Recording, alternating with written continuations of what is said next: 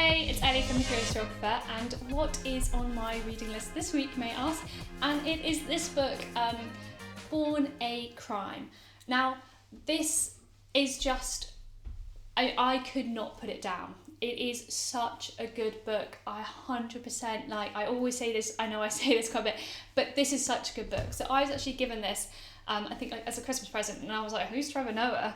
And I didn't really know him, and I like reading memoirs, and I like non-fiction, so I like knowing real stories and actually being kind of educated about something.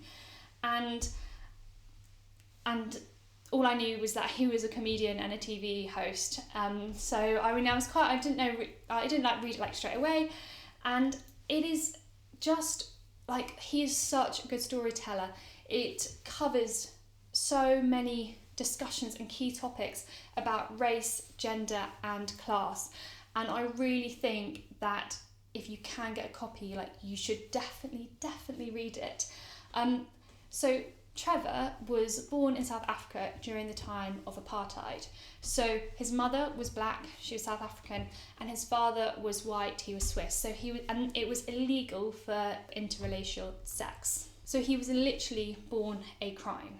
So because he was lighter skinned than his mum, but obviously was darker skinned than his dad, he couldn't actually be seen out in public, and he was basically hidden as a child and grew up with a lot of women in his family around him.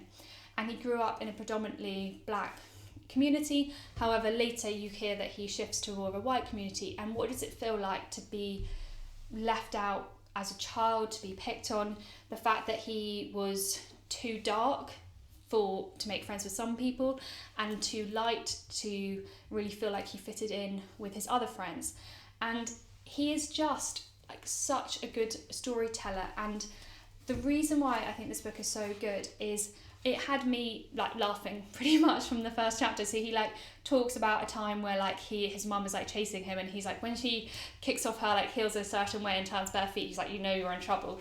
And so it kind of covers these massive concepts all about kind of race and the issues with the apartheid and complete segregation, but he also talks about it in just this amazing way that keeps you addicted to it.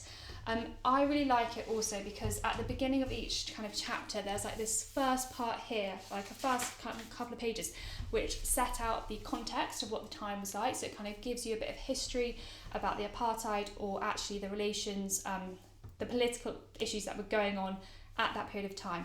And then he goes into his story. So the first one is Run, so I think that's about the little story I just told you there. He just seems like such a resilient young child. He talked about the fact that he could learn different languages, so in order to fit in with different communities he would switch his language.